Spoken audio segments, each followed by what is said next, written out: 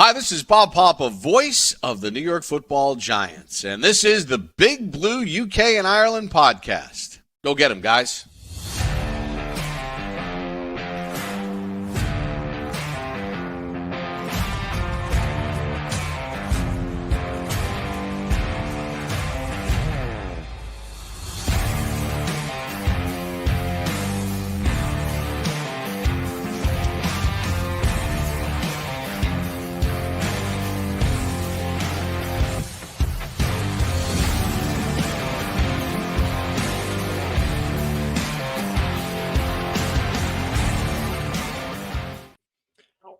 Welcome back, Giants fans, to the Big Blue UK and Ireland podcast in association with Andy's Man Club. Lads, remember, it is okay to talk. As you can see, I'm kind of riding solo a little bit from a Big Blue UK and Ireland perspective. And in a weird way, I feel a little bit like Kay Adams, but less sexy. Because I have a bit of an action-packed show with plenty of guests, and this is not really the normal thing that I'm used to. But yeah, first I've got the New York Revival guys joining me. We have a full house, all three of the legends. And then after about half an hour, they will drop off and we're going to welcome in Brian O'Leary from the Irish NFL show and listener Jamie back to the pod. So let's bring the guys in. Let's get them into the studio. Welcome, is that Kay Adams right there? I can't see. Kay Adams. You should know. You should know what she looks like. Shout out to Kay Adams, by the way. Thanks for having us, man. What's going on? Yeah, no, it's all good. It's all good. Thank you for coming on. Weirdly, I was thinking to myself, about a year ago, probably just over a year ago, was when I joined your live show and Barkley, the old Barkley contract news dropped. And the good time that we had then as we were like, well, what the hell has happened here? So world's been flipped. Yeah, I won't do the usual intro. I'll just go with the quick, if you're watching this on YouTube or Facebook or on Twitter or X, whatever you want to call it nowadays, get involved in the comments. We'll bring those up on screen for the guys. Ask any questions you want. Give it a thumbs up because it helps the algorithm. And let's just get straight into it. We might as well start with Saquon and McKinney. I mean, we've got the topics on the left-hand side of the screen there.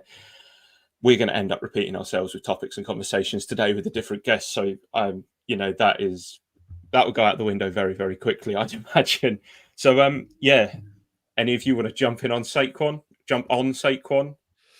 What is it, Snakequan that I've seen him called today? I haven't heard that yet. I have not heard that yet. Yeah. I'll dive right in this thing first, right? As far as Saquon Barkley, man, go get your money. Go get your bag. No hard feelings here. We do understand it's business at the end of the day, right? But the one thing you got to understand is that the fact that you're wearing a different color and it's a color that every Giants fan hate. If you even talk to old Giant players, right? Philadelphia Eagles is pretty high on their list as far as a team that they can't stand, right? It's just a rivalry. So when you do come to MetLife, trust me, Saquon, we are gonna boo you out the building. See you later. We don't want no parts of you no more. All right. But we're happy we got your money. Go do your thing, man. That's pretty much what I got to say about Saquon there. That's about right. Yeah, I mean, listen, it's a new era, right? Like, unfortunately for Saquon and McKinney, these guys are the face of losing. They're the face of Dave Gettleman. And, Giants fans, a lot of Giants fans are ready to turn the page. We're ready to turn the page onto the next era. And hopefully one leg we'll see what happens. But, again, I can only speak for myself, but I'd say a lot of the Giant fans have the same sentiments. It's always, screw Philly. It's always screw Philly. So I get that you want to get your money, and I get you did what's best for your family, but it's not what's best for us, for our rooting interest. We were all ready to root for him anywhere else he went. We're like, okay, go get your money. We understand. But you picked the one place that we couldn't root for. So sorry, Saquon, but I would have liked to see him go to Houston or Baltimore or something like that. Yeah. Houston is like my side crush kind of team. Like, I just love CJ Stroud, so like that would have been a perfect spot for him to land because I could still like kind of root for them with it having nothing to do with the Giants. He got his money. That's fine. It's gross now. Like Eli said, and we talked about it last night. He's getting his ass booed at MetLife when he comes back. There's no doubt about it. Even though there are some fans who will support him and root for him and all that crap. When you get drunk Giants fans and it's game time and the Eagles are in the house, he's getting booed. Like every time he touches the ball, I would expect. So it's going to be like that for a couple of years. And I think all the love is lost at this point. I don't doubt the decision he made to be able to stay close to home, get the money he wanted. He's in the same state now that he went to college in. For all those reasons, it was the right place to go. But Giants fans don't give a shit, and they shouldn't. Like, he's an Eagle now. Goodbye. Let's turn the page. So overall, I'm good with it. It's going to suck to see him in that jersey, obviously. But fuck, we got to move forward because what we've been doing hasn't been working. So let's try some other stuff. I think the worst thing for me was that Instagram post. It just kind of seemed a bit tone deaf to put that up. Like, to switch yourself from a Giants uniform to an Eagles uniform, that's a bad taste. At least McKinney's was a little bit like nicer, a little bit more relatable to fans, saying thank you. Saquon was like, peace out, and whatever. So if you want to play it like that, let's play it like that. Well, think of it this way, Speed, too, right? At the end of the season, when they do the exit interviews, Saquon was like, they know how I feel. I don't need to talk to him. So you could tell he had that chip on his shoulder for a while now. So, at this point, man, I mean, it's maybe now looking at it in hindsight that he didn't want to be here. Maybe he really wanted to get up out of here. So I guess he's kind of rubbing it in the Giants fans or the Giants' face at this point, but it's very distasteful, especially from a former captain and all the stuff that he did here as far as Walter Payton Man of the Year. I just expected better, as far as like a see you later. I mean, he did leave something out there, but all the other extra stuff kind of washed that away, unfortunately. But do you think, Saquon? Craig, that video, it was just too soon. It was like 6 minutes after he was an Eagle. And then not only that, it was like an hour or two later where he's publicly going at it with Tiki Barber, who I think some fans have actually swayed back towards Tiki Barber. Like, I've always been a Tiki guy. I think the reasons to hate him are completely misunderstood. And when you actually just think about what he did in a Giants uniform, it's not even close. He is the superior back, and I don't think it's close. But the fact that he changed character, Saquon did, a minute after he wasn't a Giant. Like, he no longer has that badge on him. He's now free to talk like that and do whatever he wants. And it was crazy to see because, like listening to Tiki, there was no beef between them. Tiki supported him. He was a mentor, and he never said a bad word about him. So for Saquon to be like, you've been a hater, it's like, all right, now we're seeing the true colors, and apparently they're green, so he can fuck off now. Exactly. I think the worst part of that was the receipts that Tiki almost has of like, oh, here's a video of us two talking and laughing together. Here's a picture of us laughing together. Like, you kind of fucked up a little bit there, didn't you? Absolutely. Oh yeah, he did. He definitely did. And listen, and again, Tiki's a good friend of ours, right? So just to get some, some inside information, etc., he was like thrown off by that. He really was, because again, if somebody that was talking to him and trying to groom him and mentor him, you're supposed to get that tongue-in-cheek kind of talk there. You're supposed to get that, but his response was just like, whoa, Tiki was just so taken back. He's just like, man, I didn't mean anything by it. It's just radio. You know what I mean? Like, it was a joke. I thought we had that relationship to where I can talk and say stuff like that. Hey, I like you're dead to me. Stuff like that. You know what I mean? So, Saquon's completely wrong, man. Like you said, you just kind of feel bad for Tiki. Again, just someone or a person that everyone dumps on from time to time, not knowing how great of a Giant he was. And, when you go to our pod, like I said, it was the first guy that we interviewed, and he broke all that stuff down. And after he broke that down and fans still don't understand him, then that's you harboring that 17-year-old, crappy feeling that you have. It's gone, it's dead, it's buried, and say, and Tiki, deserves to get that, that his flowers. Why he's here to smell them at this point. Can I ask you guys something? Is it once a Giant, always a Giant for Saquon? Is it like, did he win? He didn't win for us. That should apply to players that accomplish something. That's what I'm saying. I Like, agree. We said it on the show. I said it on the show yesterday, and my buddy said to me, he's like, does that really apply to Saquon? I was just like, no, you're right. I don't really know. Is Paris Campbell going to be a Giant for life? No. No, you're right, though. You're right. Because I said it yesterday on the pod. I was like, man, what's a Giant? Always a Giant, right? No, you're right. Because what did he win here? We put up some numbers, but it wasn't like historic. When when we look back in 15, 20 years, that is going to be like a flash in the pan player that was decent during some bad years. He didn't even scratch like the Odell level of success. Odell was on a Hall of Fame pace year in, year out, like crazy numbers, like top 3 receiver. Saquon really had a great rookie year and a good 2022, but other than that, he missed 25 plus games. He was not even what Odell was, put it that way. And listen, if you think about it, right? Oh, I'm sorry, go ahead, brother. I was going to say he didn't seem to have the fire in his belly that Odell had. Odell always had that kind of drive to succeed no matter what, and he was going to be the main star. And everyone said that Saquon was like the face of the franchise because we all know that Jones wasn't. By default, By default, yeah, exactly. And Shane, actually, he texted me earlier when he found out that you guys were coming on, and he said, just make sure you ask these guys this. Who is the face of the franchise right now? Brian Daboll? Yeah. Brian Daboll? If it's got to be a player, I would say Dex. Yeah. Right. Good point. Andrew Thomas is not as respected as Dex at their positions.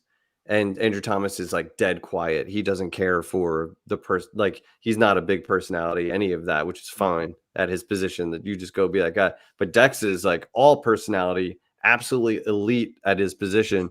They're saying he was PFF had him number 1 interior defensive lineman in the entire NFL. So it's got to be Dex. I'm with you. I'd say Kayvon for me because when I think when the ESPN promo comes out, if they're playing, Kayvon's that charismatic like outward person, and he started double-digit sacks last year. So while the Dex is the more dominant All-Pro level talent, Kayvon's that like star personality. Star personality kind of guy. He definitely has that aura, as Monty likes to say. Listen, man, I'm gonna say Graham freaking Gano because he's the only one that puts up points for this freaking team. What the hell, Graham Gano? Like, let's give it to him at this point. But all joking aside, right? It got to be Dexter or Kayvon. So I agree with my guys there on that one. But Graham Gano, I'm throwing you in the ring, man. I'm throwing your hat. That screams that we need to draft a quarterback, man. We need to draft a quarterback, and we need a new face. That's what we need. Someone said shout out to Gano. I'm gonna echo that as a he's got Scottish blood, so he's definitely one of our bigger fans. Monty's going with JJ McCarthy. Oh, Monty's gonna ride that train all the way to the stop, man. You can't move Monty. Once Monty believes in something, he is an immovable object, and he's not budging on JJ. We gave him the floor last week because he joined us for our quarterback rundown. Yes. And he gave us one of the great explanations of the century on why we should be drafting McCarthy and why he is his favorite. So can you summarize what he said? No, because okay. I think it. It's like watch the episode, Dick. Yeah. I think it just came down to I love him. I think that was the main takeaway. We'll get Monty back in here, and he can do it again. Love you, Monty. Shout out, he's a giant pie, by the way.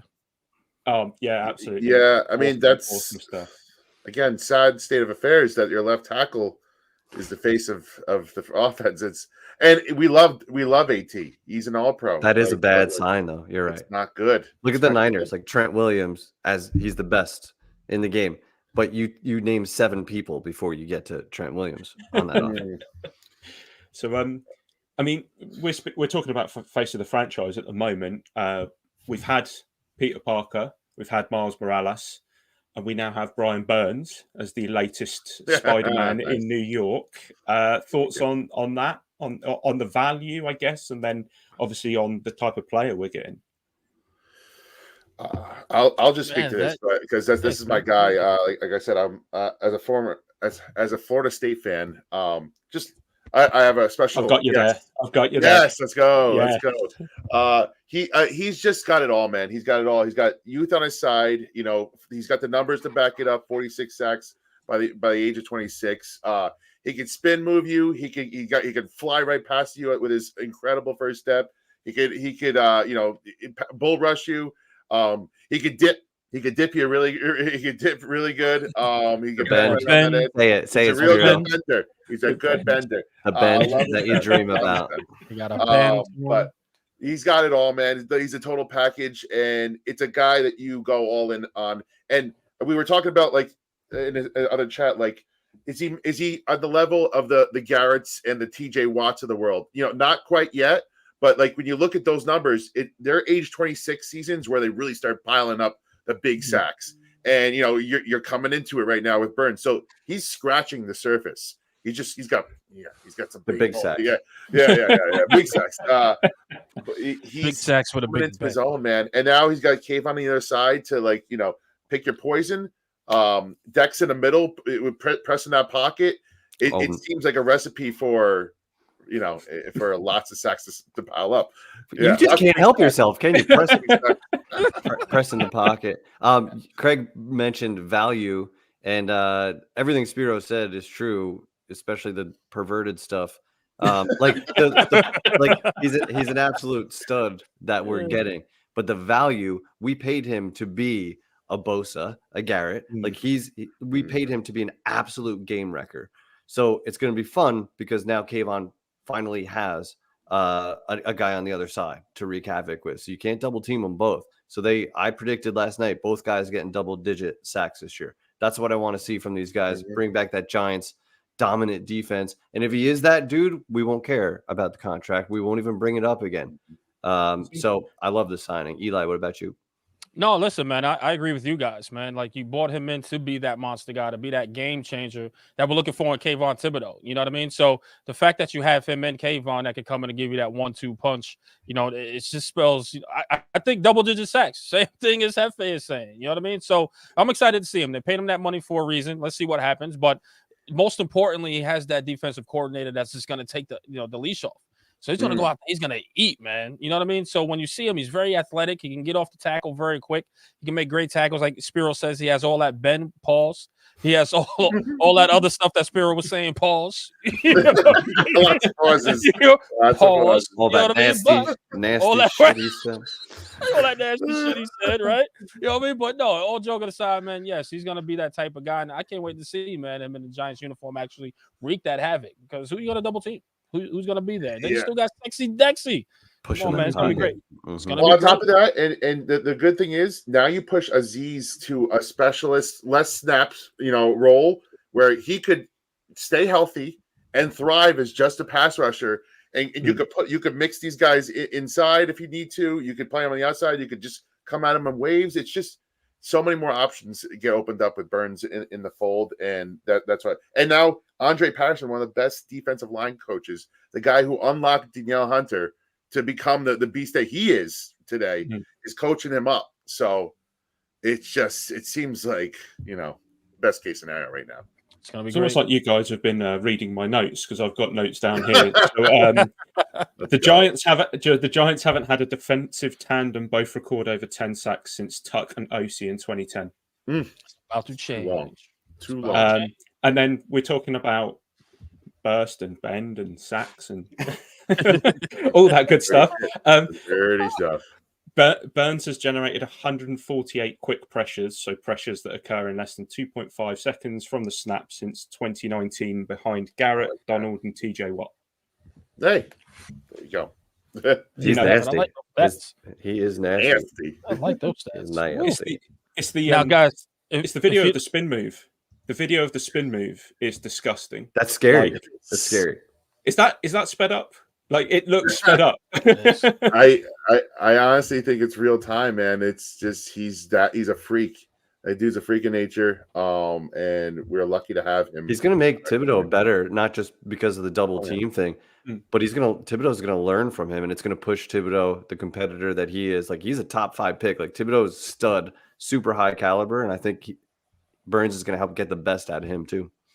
I'm telling you right now, Thibodeau didn't even reach his ceiling yet. You know what I mean? Like, this guy's getting better as games went on, especially last season. So imagine him this year, and if the light bulb clicks on along with Brian Burns, sky's the limit for this defense. I'm telling you right now, just give me my quarterback. But that's another story. Yeah.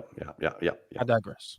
So there were plenty of others: John Runyon, Jermaine Illuminor, Devin Singletary, Drew Lock, Jalen Mills, Isaiah McKenzie, all signed from external. I don't think there's been anything else announced. We let go of my wide receiver one. Isaiah Hodgins, yeah. Oh, yeah. And signed up Cager as well. Yes. McLeod too back. McLeod is back. McLeod is back. Oh, yes, I'm a big fan of that. I agree. I agree with those two moves right there. Yeah. Spiro, I'll go to you first. Of those, which is your favourite, would you say, of the moves we've made so far from external, so not existing Giants? Well, so for me, from a smart standpoint, I like Illuminor because he's got experience everywhere and he's going to light a fire under Evan Neal. You can't let Evan Neal sink another season, not one more, so it's either put up or shut up time for the number 7 pick. Joe Shane called him out in the after season press conference. And I love that because there's no scholarships for his own 7th pick. No better sign to show you that you're not being handed the job than bringing in Illuminor and have him either A, fight for the job, or B, if you screw up, your successor's literally right here in the building. So from a smart standpoint, I like him and the value they got him at 2 years, $14 million. It just seems like a smart move to double up on the OL too with Runyon, and I just like that they double dip there, and specifically with the guy that could play swing tackle and take Neal's job if he manages not to develop yet again. Yeah. Eli, I was going to say Singletary or Locke. Which one do you want? And I'll take the other one. No, I'm going to take the whirlwind here. I'm going to do the Eli special. Anything that has a RT or RG in their position group column, that is a great freaking signing at this point, right? So I'm going to just do this overall. Anything that's an offensive lineman, it's a great signing for me, right? We need the depth. We need the players, especially after cutting Glowinski, and he didn't really play well anyway. We kind of need anybody at the offensive line. Hey, you can suit up and try out for the offensive line this offseason as well. You know what I mean? Yeah. So anything that has that in their position group, I'm taking it. I think that was the best move in the offseason, but go right ahead, Hef. Go right ahead. Singletary, real quick. I like this one. The guy plays a lot. He could break tackles. We talked about him last night. Spiro went in on this a little bit. But he's more like a north and south runner. He doesn't necessarily need to hit a home run every time. He just takes the yards when they're there, but he can break away if he needs to. So like solid back, good value. So I'm good with that one. And then Locke, I'll just say no one's excited. Like I'm not excited as him in terms of like a long-term answer or anything, but he's kind of in line with kind of what you want right now. He's got, 25 NFL games experience, something like that. But he's also a confident kid. He's got some swagger. He's got an edge. Like he's going to have to come in and like he's now fighting for his life. He's on a 1-year deal and there's no tomorrow for him. So the red carpet is no longer rolled out for Daniel Jones. And I think that's obvious and that needed to happen. So I like that they're bringing in another young kid who is going to push the envelope on who gets to be the quarterback. Not it's your job no matter what. Let's build around you. No, you have to fucking earn that. And that's what's been lost the last several years is that it was gift wrapped instead of earned. And I think now you have a situation, and we didn't even bring in a rookie yet, which I completely expect them to do. But now it's time to earn that job instead of just be gifted it. So, Sergeant Mayhem has said, can we just talk about how excited Illuminor is to be? He's been great. He's been saying all the right things and then pressing all the right buttons. Yeah. He seems genuinely excited to be a Giant. Yeah. You love to see it. Hell yeah. Born in London as well. Yes, from the UK, and then to Jersey. Yes, sir. Keep checking the boxes. And our offensive line coach coached him in Vegas, so he knows exactly what this guy could do right off the bat. So he just checked so many boxes that it just made too much sense. Coached him in New England as well. So it's not it's not just one team. He's coached him across multiple schemes, right? Different game plans, etc. So there's I think that was one of our favourite signings as well. I I know we're getting towards the end of the half hour where we're going to have you guys on. So Holty, who's one of our regulars, has said, "Are we going wide receiver or QB at 6? Come on." This is the question. This is the question. This is the question. I mean, we all know Eli scares me. Eli yeah. scares me because Eli's he knows going on this thing. He knows people. But I'm gonna. We know people. It's so hard to pass up on the kind of stud receiver that will be just sitting there for us, and whoever's there will go on and become a stud for somebody. But do the Giants take the 4th best quarterback there at 6, or do you take a top 1 or 2 receiver? It is going to be such a tough choice because both are needs. I would say quarterback is the most important position in sports.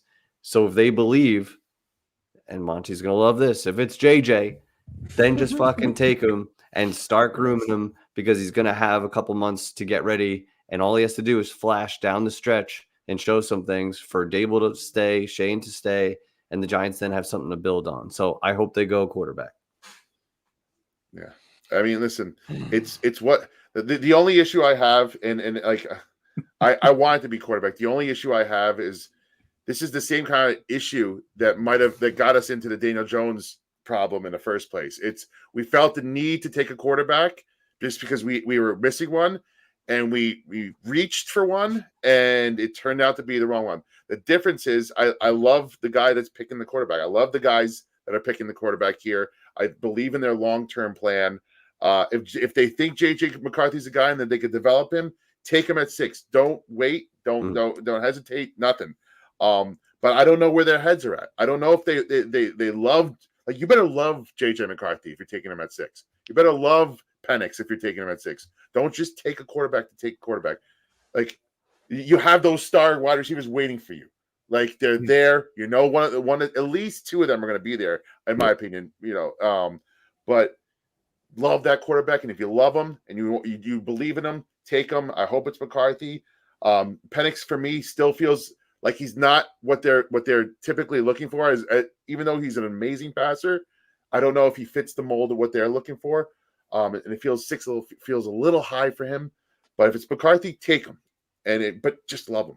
I would rather them trade up for a guy that they are fucking all in on. Yes, fair, and feel good about it. Like if they if they somehow got Jaden Daniels, I don't know if anything would have me as pumped for the future. Like I really feel that. Eli, sorry, break everyone's hearts. Eli, go ahead. No, here he goes. Let me say this. Here he goes. We all have to pay attention to draft night, because if the Giants cannot trade into that top 3. The Giants aren't going to take a quarterback at 6. All right. I think the stars are aligning to what the sources are saying, at least to me. You know what I mean? As far as, did you get your veteran quarterback? And I'm telling you, blah, blah, blah. I can't say the rest. But if the Giants cannot get to that top 3, they don't love a quarterback after that. They really, really don't, from what I'm gathering. So I think they'll take either a wideout at 6 if they cannot trade up.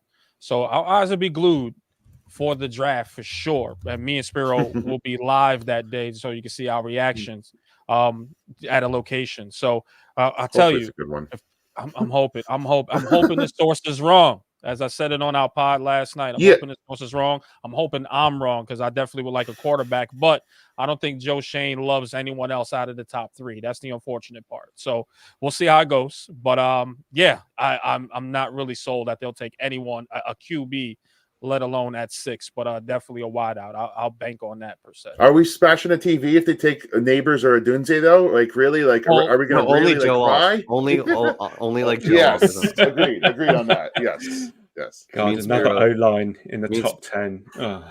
Me and Spiro said we would split the cost of a cheap TV just to beat the shit out of it. These guys just have money to blow, man. These guys. No, we're splitting it. One of the $100 ones. All right. So we're saying that the drinks are on them in October when we're over. Yeah, exactly. We need a couple more subscribers in order for that to happen. I'm the conservative one out the group, just to let you know. I'm the frugal one out of the group. These guys are buying TVs to break them. What is this here? Go subscribe, please. Support their habits. What are we doing? So while we're on that, obviously we're going to let you go now. which one of you guys wants to jump in? I mean, most of our subscribers should know who you guys are anyway. Oh, obviously, we're good friends with you guys. You guys are good friends with us. We share, subscribe, and retweet everything between. So who wants to give the guys the pitch for the revival? It's the MC, man. It's your boy Eli Rex, aka Vibes, and of course it's my brothers. Of course, Mr. Glass Half Full, El Jefe. You guys know us for New York Revival. You catch us on Twitter. You can catch us on X now, right? Catch us on IG, New York Revival. Also, all of us is out at you. I am Eli Rex, El Jefe is Hey Pill, and Mr. Glass Half Full is Mr. GHF. Guys, you can catch us every Tuesday night, 8:30, right here on YouTube to catch the New York Revival podcast as well, where we have tons of celebrities for you guys to talk to and a lot of past interviews as well from giant legends and etc. So please, if you can, go tune in. Again, New York Revival on all platforms and Spotify and etc. We do appreciate you guys. Awesome stuff. Well, thank you very much, guys. I will return the favor at some point. Just let me know when. You got it. And for those people in the UK, remember that's 8:30 American time, 1:30 in the morning on our time. Yes. Oh yeah. If you're 8:30 Eastern time. Sorry. Yeah. If you're an insomniac or you're working night shifts, you know what to do. No, just catch up the next day. Catch us up on a rerun. Yeah, catch right. Craig, I was watching that intro. What are you, 6'5", bro? How big are you? I am 6'4". Jesus, Yeah, wow. guys That's dunking nice on to hear, people bro. like in every picture. All right, I like it. I'm gonna just stand on a chair. Thanks for just pointing the abnormal height. Hey, I would take In all 6'4" of any the day. Give me 6'5", bro. Give me that. 6'5". Give me that. I'll take that. Cool. Thank you for having us, brother. I'll take Thank that. you, guys. man. Take it easy. Thank you. See you soon. Later. Appreciate you. Take care. So there we have it. That was the revival. We have the other guests waiting in the green room, backstage, whatever you want to call it. It sounds fancy, doesn't it? I'll bring Brian in first. Brian, welcome. How you doing? Green room, is that the week that's in it with Saquon going down the road to Philly? You have to splash out with a green room as opposed to a blue room. I was just listening to the guys before they dropped off. They're always really enjoyable to listen to. Obviously, we all take time out to listen to the content in which they produce. It's great, and it's great for you to have the guys on. And I'm sure they did. Like, there was a stellar conversation towards the back end when I joined around what's going to happen on April 25th. I think, despite the week that's in it with free agency, I think ultimately every Giants fans off season will be dictated by what happens on the 25th and who we've selected sixth or whether we move up. But yeah, great to be back on. It's been a while since we've got an opportunity to talk about Giants on the show, so I'm delighted to join us this evening. Yeah, it's absolutely great to have you back. For those that don't know, me and Brian pretty much talk on a daily basis anyway, so this is just going to be like our little group chats. I'm also going to add in Jamie, regular listener, regular contributor in the comments, and has also appeared on the show before. How you doing, mate? You all right? I'm good, thank you. How are you doing? You all right? Yeah, good. You were backstage as well. You enjoy that? Yeah, it's a really good approach because, with us over the pond, so to say, we're very opinionated, and it's great to get the perspectives from over there as well as ours, because ultimately this week and with the free agency and stuff like that, the opinions kind of match up. We've all got that unanimous approach that he is Snake Wads, and ultimately, we want the best for our franchise, which is unfortunately not happened for a pretty long time. Well, like we said, we're going to end up going across things as we've already spoken about them earlier. So, Brian, across to you. Saquon Barkley goes to the Philadelphia Eagles. Yeah, I think by and large, most Giants fans, and Jamie touched on there, like, we were all resigned to the fact that he was moving on. I don't think it was I generally didn't think any scenario, despite what Joe Shane said at the recent press conference at the Combine, that they were considering even franchising him again and all the stuff that came in. It was evident from even Saquon's press conference at the end of the season, where he was a bit disgruntled after the Eagles win, that he didn't want to be tagged and he pretty much was resigned to moving on. That's fine. I think most Giants fans recognized that, understood the nature of the business. And you could argue there's other running backs and Singletary's come in. If you look at Singletary's numbers last season with the Texans, arguably with a better team, they're quite consistent to what Saquon did with the Giants. So I recognize why a GM would look at it and say there's better, more efficient ways of running the organization and bringing players in, lesser contracts, allows him to go after the likes of Brian Burns, etc. But it's the nature of where he's gone, unfortunately, for all Giants fans. It's going to sting, and it's probably even going to sting even further when we hit September and we see him in the reality of him wearing an Eagles jersey and playing for the Eagles.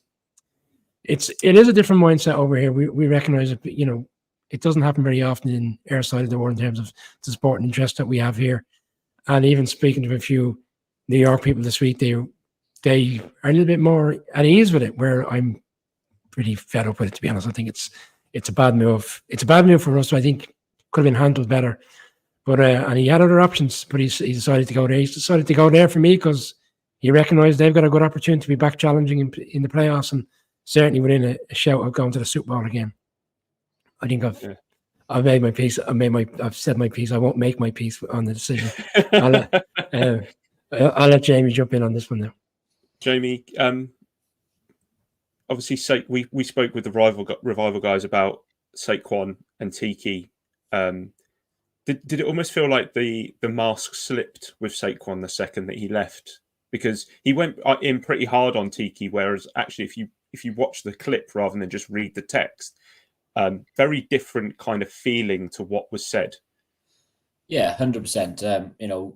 I've learned to kind of wait for the sort of audio and the video of things, because ultimately, when you look across Twitter, when you look across any headline, it's all clickbait, and the way things are typed up by journalists, it is to entice the reader to come in and say, "Oh, hang on, Saquon said this, Tiki said that, Tiki, sorry." But ultimately, when you watch the clip, it's all tongue in cheek. It's not anything directly saying, as a threat or a promise, etc., etc.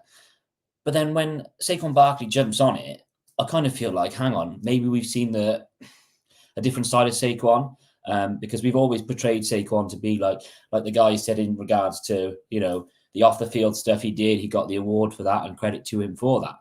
But also, for every player, there's a sort of individuality to things. They want the money. They want to chase, the glory, which is great. That's completely fine.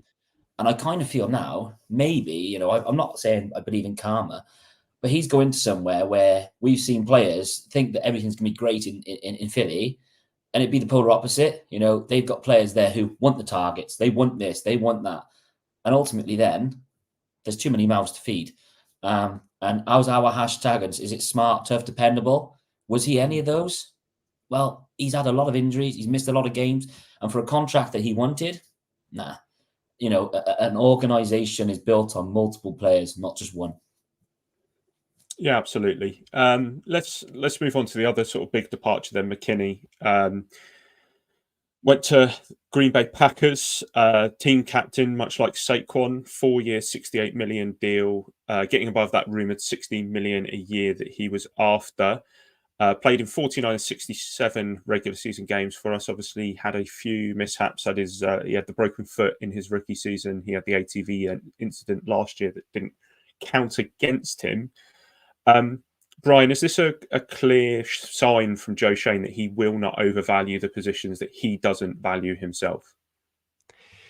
Yeah, I think that's a fair argument. I think if you look at what we've done over the course of the last few days, in particular offensive line, and obviously making the trade for Brian Burns, he's kind of identified key positions, and you've got to weigh up what's primarily the key positions in the league these days, and it is offensive line, and having a unique pass rusher, which we haven't had for quite some time. I was trying to reflect on when's the last time the Giants could argue with any of the fan base that they've got three stellar, edge rushers, defensive ends, defensive tackle, in which we have now. And you're probably going back to the days in which we won the Super Bowl 2012 with, Jason Pierre-Paul, Justin Tuck, obviously previous to that, Michael Strahan. Like, it's been quite some time since we've had a nucleus of a really strong defensive front that can go after him. And you could argue Leonard Williams previously, obviously he gets traded, but you look at the numbers, like, it's a significant contract, and there's no way the Giants could ever be in that position. And like you were talking about running backs, and we've seen over the course of the week the nature of the running back market, and everybody signing here, there, and everywhere, and everybody getting paid. The safeties are a market that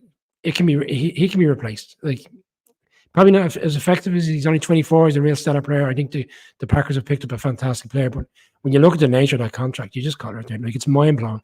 And where we are right now in terms of where we are with the cap and trying to utilize every opportunity to get players in, I think it was inevitable he was going. And I think, in fairness to him, I think he did his utmost to kind of go out in the right manner. Like he was on the Leonard podcast recently. He did a piece there last week with other various different media outlets, and he was quite stellar in his response in terms of he wants to stay with the Giants. Like a part of me feels like it was all a ploy because he wants to be seen in a good light to the Giants fans as opposed to how we feel right now with Saquon. And I think he kind of played it very well. Ultimately, I think we all knew he was going to move on again. But I have very little feeling with him and his situation compared to obviously the Saquon situation. Yeah, obviously, Jamie, we have made a signing at safety with Jalen Mills, more of a veteran who has obviously come across from New England, where he's been there for a few years. Do you think this happens if maybe Pinnock doesn't have the season that he had last year, and then maybe Belton, who flashes whenever he seems to be on the field? Probably not. Credit to McKinney. He like someone just said in the comments, he was ascending. There was times where last year I think I criticised him live on this pod, and I said about attitude and things like that. And towards the latter part of the season, he kind of he put a pie in my face, and he was really, really good. But Pinnock has stepped up. He's developing, and again, like we talk about cap, the cap is there for a reason. You can manipulate it, you cannot. But when you've got the likes of Belton, who is developing really well under this defensive back coach, Pinnock, who is probably one of the dark horses last year, now you're bringing in Jalen Mills, who is experienced. He knows the division. He's been around there. He can also then help their development. For a cheap deal, that's brilliant business by Joe Schoen. Whereas, would you really want to just keep those two and then have McKinney there on 17 million? No, I think, it says it all, doesn't it? Is Jalen Mills, and hey, you never know, he might want to give one back to Phil, to Philly being there, for a few years. And listen, it's a good sign. I think it's a smart signing, and it shows where we are as a franchise at the minute, that we need to put our resources elsewhere. Craig, like last year, sorry, it's a quick one. We brought in Bobby McCain last year for the Commanders again, another safety, and again, not a substantial deal, kind of a prove scenario. That's the way I see the Jalen Mills. Like I don't think he's played at the same level in New England, which he did when he was at Philly. So I think it's very much an opportunity for him to kind of prove himself again. He's going to have a point to prove, having been let go by the Pages, and he's going back into the NFC East, and obviously he's going to he'll have an opportunity to go up against the Eagles. And like anything, when players go up against their old teams, they always have a point to prove. So again, there's probably a mindset behind that deal. It's not so much about, and Jamie's right, like the experience that comes with it, but obviously there's a ploy as well by the fact he's gone back into the division. He understands the nature of playing against the Cowboys, Commanders, and the Eagles twice a year. Yeah, I mean, it's almost a well thought out segue, but we're going from the Green Goblin to Spider-Man now, and we'll talk about Brian Burns. Brian, your namesake, might as well stay with you on this. Not too expensive on the pick front. Probably didn't really want to give up one of those second rounders, but it's what we've done. Massive contract though, and a lot of pressure for him to succeed.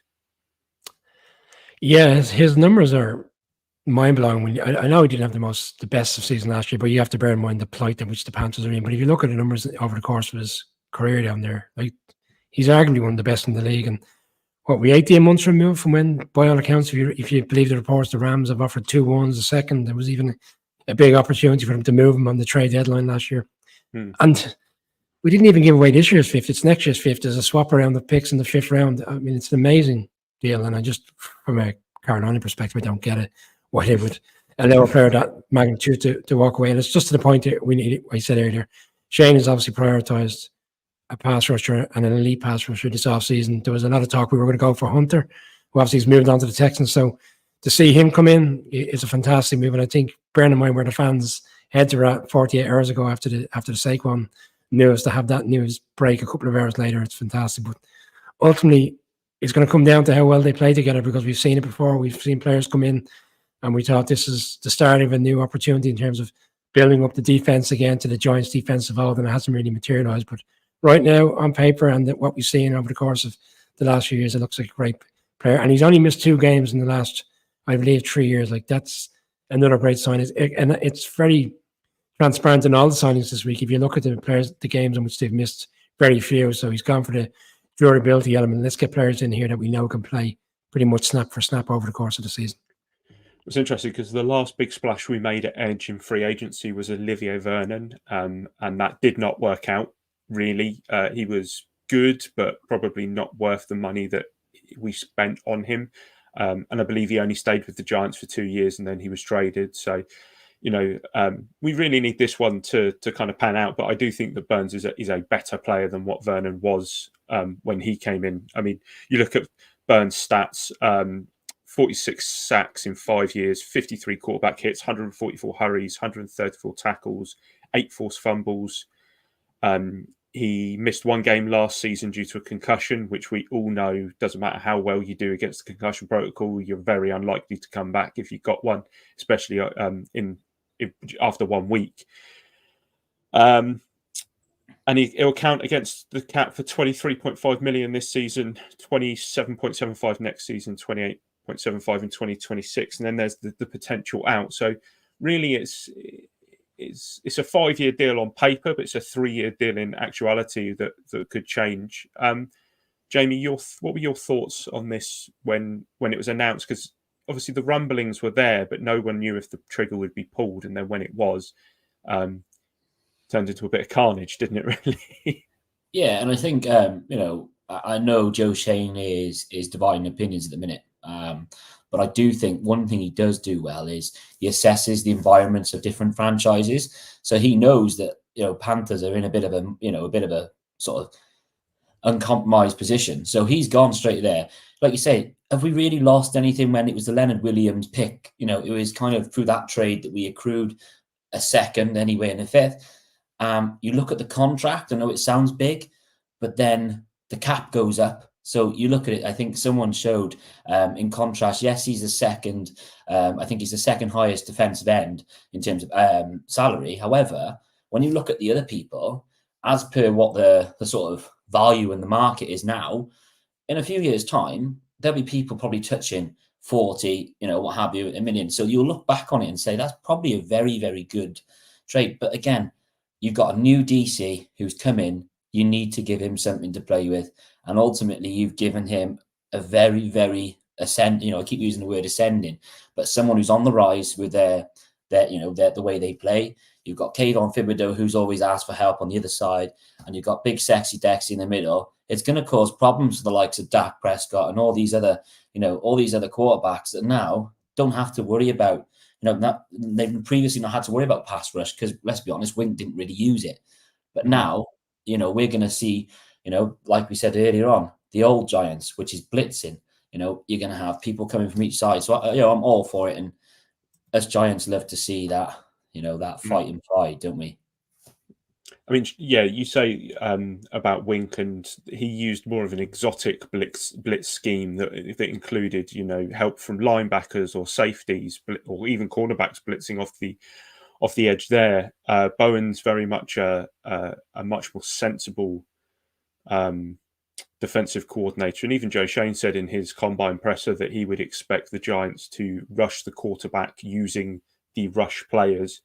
And that's just, that's just the way that defenses should be played. I think, Wink could maybe mask over some of his flaws in his defense with what he was able to cook up scheme-wise, but would, often put a lot of his players in the backfield on an island in the man coverage game. Whereas I think with a move to zone, we're probably going to see a very different Giants defense this coming year. Brian, did you want to pop in with something? No, far ahead. No. Jamie had made the point I was going with, so we can carry on. John Runyon, Jermaine Illuminor. Is it safe to say that our offensive line already looks better than last year? Yeah, you couldn't challenge that. I'm always wary of offensive line signings because every year we've been here before where we say, right, this could be the year where the offensive line is finally fixed, and we're 2 months into the season and we're worrying, we're asking the question of why we reached out for these two players. But again, if you look at the nature of where they are in their careers, they don't miss many games. Their numbers are quite, substantial in terms of the production they've done on the field, in terms of which quarterbacks they've had to cover for. Like you could argue, I'll let you pronounce his name again. The one we're bringing in from the Raiders, who's from the UK originally. He's had a different run of quarterbacks since last season. He wouldn't have had the best seasons in terms of what he's had to do with different quarterbacks there in the position with the Raiders. But yeah, he's had a good season if you look at his numbers. I think they're both sensible signs in the sense of we need to bring players in that are experienced in the league, understand the nature of what it is. He's played right tackle, he's played guard. I think Evan Neal is going to be on a short leash come camp if it doesn't materialise for him this season. I think I can quickly see him moving into guard, and then we flip right tackles out. But we need to get a consistency across the board. Some players have played well over the course of the last 3 or 4 years. We haven't had a consistent nucleus, with the exception maybe of Andrew Thomas. But then we've got a rookie centre going into a second year. It looks like things are on the up. And ultimately the biggest question for all of us is going to be who's going to be the guy on the centre taking the ball and being protected by this line. Yeah, I mean, the good thing about both signings for me is the versatility. Runyon has played both guard positions. He's played 1,611 at left guard, 1,709 at right guard, so he's pretty interchangeable across there. Then you look at Illumina, and it's 422 snaps at left tackle, 534 at right guard, 1,861 at right tackle. He's also had snaps at centre, very, very few. I think Runyon had snaps elsewhere as well, but we're talking like less than 10 for both players. So they're both versatile in what they can do. From Runyon's perspective, the one concern that people have highlighted is his run blocking, and there's a really good video on X from @Gene Clemens who really sort of breaks down the struggles, but it just boils down to sort of good initial contact and not finishing it. Do you think with the guard position, Jamie, that it's more the pass blocking that is going to be the sort of focus with us now, probably moving towards a running back by committee approach? Yeah, I think there's a reason why. I think it was 80 odd sacks last year, wasn't it? That's always been a constant problem for us. Hence why we have this dark cloud over whether our QB is actually the QB, because ultimately, you can have an elite running back. That's fine. They may make plays, but our wide receivers, there's no point having them because for whatever reason, we don't have the time to throw the ball. And it's easier said than done when you've got 6 big guys running at you. But again, like what I love about these guys is, like you just said there's versatility. They can play across. They've got experience. So these are, we go back to smart, tough, dependable. These are guys that have been, they've been in the league for a while. They understand it. And let's be honest, the Raiders had Jimmy G last year, who was very, very poor. They went through different quarterbacks. So I've noticed that Illuminor is very, very excited to be in the Big Blue, which is also great to see. I mean, he doesn't stop tweeting. I don't know if he tweeted back to you guys yet, but it's great to see because, again, we want people to understand what the Giants are. You're coming to a massive organisation, put everything into it, and don't shirk away from anything. Right, so I know Brian has got to shoot in a second to jump onto the his own show, the Irish NFL show. Anything you want to add before you disappear, Brian, on any of the other moves that were made or what you expect? I just think it'd be interesting what else comes this week, because over the course of the last, we touched on Jalen Mills, but obviously McKenzie's come in as well, former Bills wide receiver, special teamer, I was surprised we didn't go in from last year when he signed for the Colts, and obviously it's come around again this offseason. It'd be interesting to see, like even today, for example, it was suggested we were in for AJ Dillon, which I thought was quite surprising, and I kind of liked the idea of that deal because, again, it'd be a running back by committee with him and Singletary, and I think it would ease the burden and blow for most fans if we thought those two were going to be in the backfield over the course of the season. But then there's a narrative out there that we can't financially afford him. He's looking for a reasonable contract, and if that's the case, the Giants will have to opt out. It'd be interesting to see what kind of other signings we can pick up, because we're going to get into that second wave over the course of the next week where we're seeing little players here and there sign for different teams, and we're going to go, oh yeah, he's a good player in his own way. He played well for that team, but never really hits that ceiling of like the initial burst of free agency signings. But there's still probably good players out there. You see the list today, even as we kick off the official league year at 8 o'clock our time, which essentially might as well have been Monday at 4 o'clock with all the players signing unofficially for teams. But it'd be interesting. Like, I don't think they're done yet. I think there's more to come, and I think it'd be interesting to see what other players. And You probably touched on it earlier with the guys before myself and Jamie came on. Like Isaiah Hodgins hasn't been re-signed. That's an interesting one. And that for me then kind of, again, solidifies the need for us to find a wide receiver, whether it's in free agency. I know Mike Williams has been released by the Chargers. It's probably too heavy a deal. He's probably looking for astronomical money as to why they had to release him, 20 million cap cut for the Chargers. Again, it kind of strikes me again as it really looks like it's a wide receiver at 6. I know you'll probably get into draft conversation before he's closed out, but it's going to be a conundrum for Joe Shane come April 25th. Is it a quarterback? Is it a wide receiver? Right now, you'd argue a wide receiver is a bigger need, because even if we go quarterback, we don't have any explosive playmakers, to throw it to, and that's a concern. So I'd be interested to see if they try to pick up some wide receivers over the course of the next week or two. Awesome. Go enjoy the live show tonight. Thanks very much. Anybody who's watching who wants to jump across there after we've finished, it's a podcast only this evening, out tomorrow. Okay. Yeah, out tomorrow. So keep an eye out for tomorrow. Yeah. And then obviously, Brian, where can the guys find you if they want to find you guys? At IRE NFL on X, you can search YouTube channel for Irish NFL Show. We're also on Instagram at Irish NFL Show. Loads of content over the course of the week. Free agency focusing on every team across the league, not just the Giants, but obviously I love coming on and talking to you, Craig, and great to meet you, Jamie, in terms of us discussing Giants. Hopefully we can do it again in the off season and into the new season. Absolutely. We'll have you on in a few weeks' time. Don't you worry, Brian. All the best. Cool. Good to meet you, Brian. Thanks, guys. Take care. See you later. Right. So, Jamie, let's continue on then with the Giants re-signed players. And let's focus on probably what was the biggest of the lot of them, despite it being probably a very unsexy signing. Gunnar Olszewski. I think the funny thing is, it might not be the sexiest of signings, but arguably he was the most important addition last year. Because I'm fed up of seeing punts being kicked 60 yards and, excuse the term, the muff punt. But we were useless. We've had years of Richie James and all these other players going in there, sending running backs in there or anybody. But when he came in, he showed some promise. He had that big burst. And again, our special teams hasn't been special. Let's not forget that. Obviously, that was maybe because of Thomas, a certain special teams head coordinator. But I think it's a good signing. And, it's only, I think I saw on Sport Track earlier, was it like $1 million? It was like bet minimum. So, again, you can't grumble at that. That's a very smart signing. You could be a certain other franchise and that be your only signing. But hey, we won't go into that. Well, speaking of long snappers, we have re-signed Casey Kreiter as well, friend of the pod.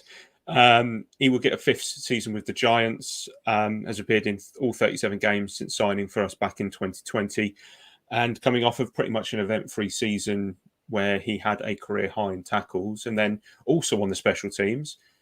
Carter Coughlin's back, despite sending a farewell statement on Instagram just after the 2023 season sort of ended. He's now back.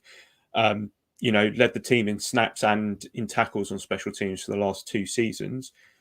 It kind of does look like we're putting more of a focus there. And then you look at Isaiah McKenzie, who we've just signed as well, who is a kickoff and punt return specialist. It does look like we're kind of realizing that there are 3 phases to this game and not just 2.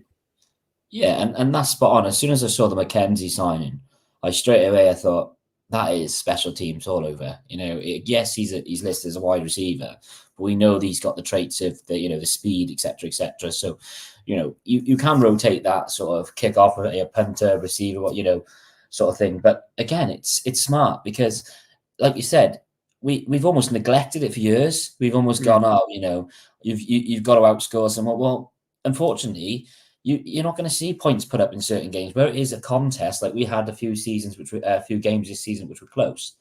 Special teams plays get you down the field. They give you that territory, and all it takes is one Carter Coughlin, big hit that forces a fumble to get us in the red zone. And to be fair, like they are clever signings. Carter Coughlin, when he first got drafted, I thought linebacker, great. He's got shows some promise. Didn't really cut it as the linebacker, but on special teams, when you just let him run and just hit people, simple football, but effective. He was a bright spark. He was good to see. So, again, it'd be interesting to see if there's much improvement this year with a new coach on special teams. And then obviously I don't have any stats here because we didn't know who we were going to sign while we've been on air. But as Brian kind of alluded to, Isaiah Hodgins not being re-signed from his restricted free agency tender. Nick McLeod has been re-signed. I think it was around the $3 million mark. So, a bit more expensive. But considering what he gives the team, not only on special teams again, but as that kind of backup cornerback where he was jumping in and outperformed Adoree Jackson, which, let's be honest, wasn't difficult last year. He's a core piece. And then obviously Lawrence Cager, which I've got to be honest, I didn't think Cager would be back. And I do wonder if that speaks about maybe Waller is going to retire and not come back. Yeah, and I think that is what it screams out straight away. Because, like I said earlier on pre-show, we had the Broncos tight end, didn't we, for a visit today. It almost feels like Joe Shane is almost going to pull the plug on Waller and almost press the button and say, "Listen, Darren, we need an answer. You're either invested or you're not worth the investment." It's as simple as that. Because ultimately, he is on the decent number.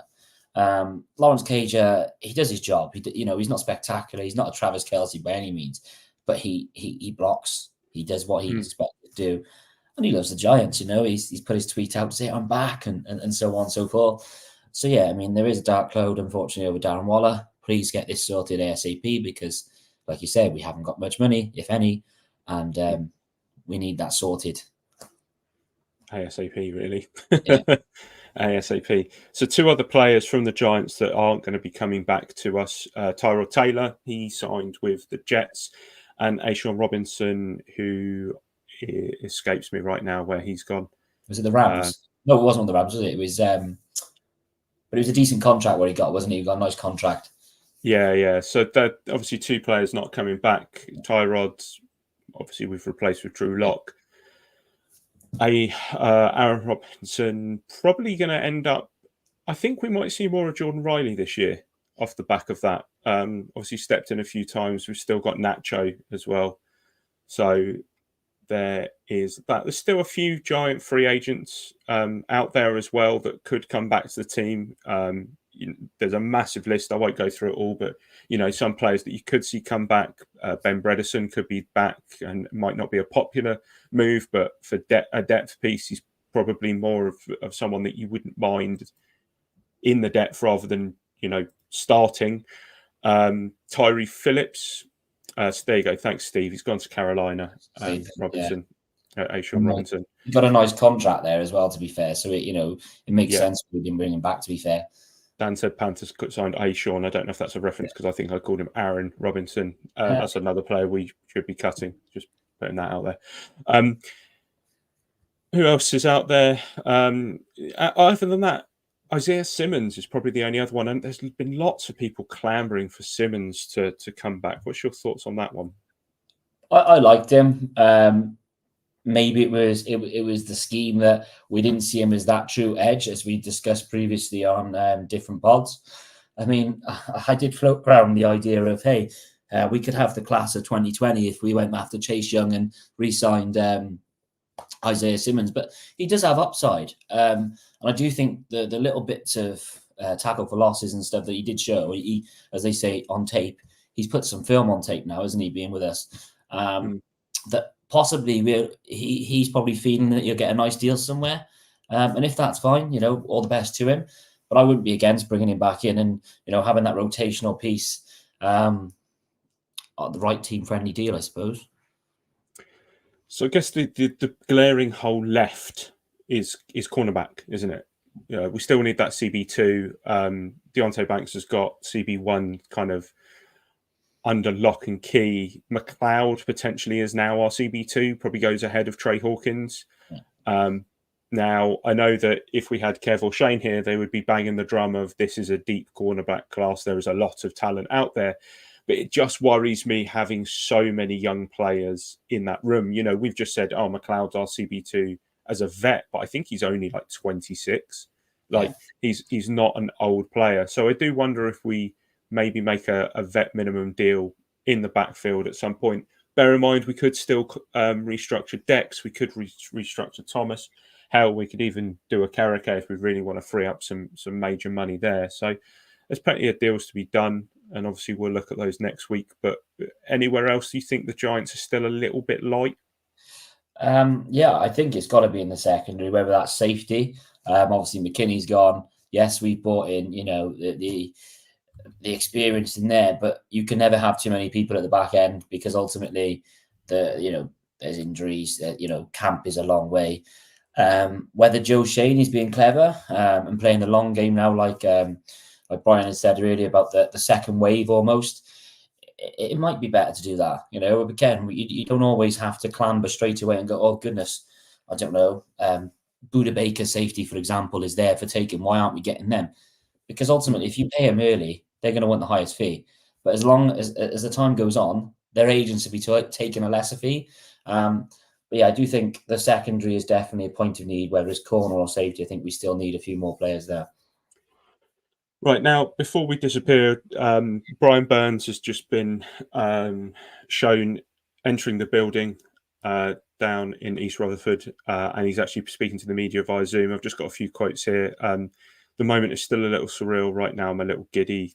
The Giants have dogs at linebacker and dogs alongside me. The Giants will be getting a playmaker, a guy who's coming to work. I take pride in getting better. I'm a team guy and a natural leader. And he's also said that him and Thibodeau would definitely push each other. That's probably the biggest thing to come out of all of this, really, isn't it? Is the Brian Burns trade? It's a big splash.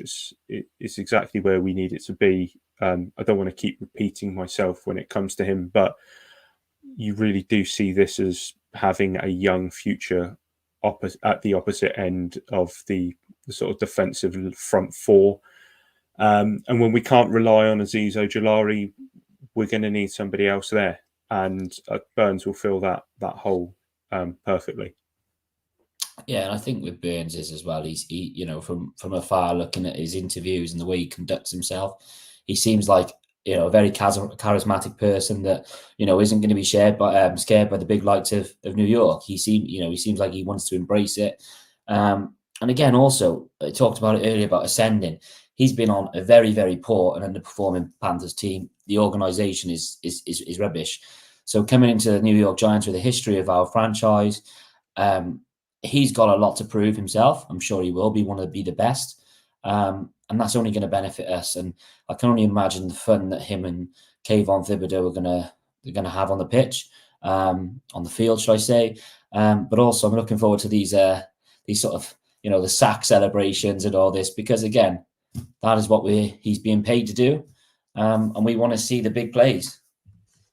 I promise all of the watchers and listeners that I will have some kind of Spider-Man based graphics to pop up every time Brian Burns becomes one of our players of the week for the next season. I guarantee it. Right, unfortunately, that is all we have time for. We will be back next Wednesday as I welcome back the other trio of Big Blue UK and Ireland co-hosts to give their thoughts on the free agency class. A massive thank you to Spiro, to Eli, and to Jeff from the New York Revival for coming on earlier, to Brian as well from the Irish NFL show, and to you, Jamie. I know it was a last minute kind of, are you available? But anything else you want to add before you go? No, I think it's going to be a long old off season, and ultimately what we've got to do is keep looking on Twitter, keep looking on whatever we got to do, and just believe in the process until the draft. It's going to be fun, and that's why we support the New York Giants, not the Kansas City Chiefs, because we love a roller coaster. Yeah, you're not wrong there. You're not wrong there, mate. Thanks all the listeners and viewers and anybody who's commented tonight. Really appreciate it. 229 people watching at the moment, which is incredible. Those numbers just keep going up, and we really, really do appreciate the support, especially when we get things like this. Nicely done, lads. Pleasure listening in live for the first time. That's always appreciated. As I said before, give this video a like. If you're not already subscribed to the YouTube channel, please subscribe to us. Share this on the socials. Share the X stream on the socials. That's always appreciated as well. God, I've been speaking for way too long tonight. Jamie, My thanks as ever goes to you. Like I said, to all the other guests that we've had on, the viewers, the listeners, to anybody who's interactive. We are signing off. Until next time, let's go Giants.